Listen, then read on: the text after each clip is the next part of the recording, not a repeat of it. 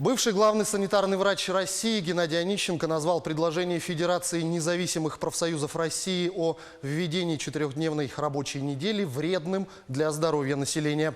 Он предположил, что 3 выходных люди будут просто использовать для пьянства. Онищенко подчеркнул, что людям сначала надо предоставить досуг, дать им возможность дешевого отдыха с семьей и воспитать их в этом направлении. Одновременно Онищенко усомнился, что в России сейчас есть супертехнологии, способные заменить человеческий труд в таких объемах без ущерба для экономики. Напомню, с инициативой сократить рабочую неделю в России до 4 дней без снижения зарплат ранее выступила Федерация независимых профсоюзов. Среди прочего, она напомнила про слова премьер-министра Дмитрия Медведева, который в июне сослался на опыт Генри Форда, 100 лет назад сократившего рабочую неделю с 48 до 40 часов и получившего рост производительности труда. Предложение профсоюзов прокомментировали в Министерстве труда, предложив вынести вопрос на обсуждение с участием работодателей. Банк России рассматривает возможность изменения системы оценки индивидуального кредитного рейтинга россиян физических лиц. Эта инициатива обсуждалась на встрече регулятора с банками и представителями бюро кредитных историй. Пока каждое бюро подсчитывает индивидуальный кредитный рейтинг самостоятельно, имеет собственные методики расчета и шкалы оценки качества заемщика. Однако в Центробанке считают, что это делает анализ сопоставления данных сложным для потребителей. В июне обсуждался вопрос о едином механизме расчета кредитного рейтинга, однако рынок воспротивился идее, так как переход на единый механизм – негативная практика, поскольку она снизит конкуренцию на рынке и ухудшит качество услуг. В связи с этим наиболее вероятным решением проблемы стало введение единой шкалы, в рамках которой можно будет сопоставить рейтинги разных бюро кредитных историй, оценить качество заемщика и его шансы получить кредит. Эту шкалу планирует разработать Центробанк. Во Всероссийском научно-исследовательском институте труда Минтруда России составили перечень наиболее востребованных профессий в 2019 году.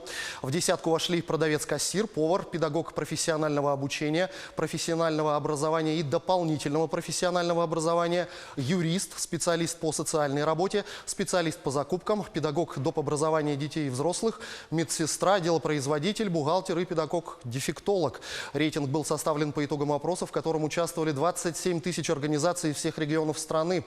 Скорректированный перечень профессий составил 1075 наименований, из них 28,5% отсутствуют в справочнике профессий. При этом, согласно июльскому опросу в НИИ труда, в России зафиксирован низкий спрос на учителей средней школы и бухгалтеров. На рынке труда также нет потребности в среднем юридическом персонале, в судебной, нотариальной и адвокатской деятельности. Закон о страховании жилья, вступивший в силу в России, упростит получение компенсаций в случае чрезвычайных ситуаций и снизит нагрузку на бюджеты регионов. Проблемой в реализации закона может стать низкая мотивация жителей страны и недостаточная информированность в вопросах страхования, считают эксперты. Закон о страховании жилья граждан от чрезвычайных ситуаций вступил в силу 4 августа. Регионы получили право создавать собственные программы страхования жилья. Процедура остается добровольной для населения. В случае введения региональной программы способы компенсации ущерба от чрезвычайных ситуаций из бюджета и от страховой компании будут синхронизированы.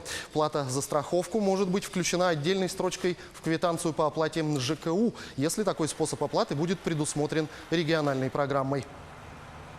В городе Вилюйске в очередной раз не состоялись торги на строительство и ремонт дорог. Конкурс был объявлен администрацией города 26 июля на сумму более 75 миллионов 300 тысяч рублей. 12 августа прием заявок был окончен, но вновь ни одной заявки подано не было. Напомню, предыдущие торги должны были пройти еще в начале июля, однако со временем проведения первого конкурса торги так и не состоялись по причине отсутствия желающих.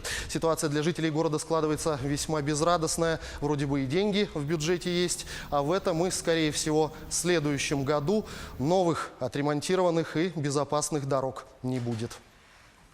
На этом у меня пока все. Оставайтесь в курсе экономических событий на нашем канале.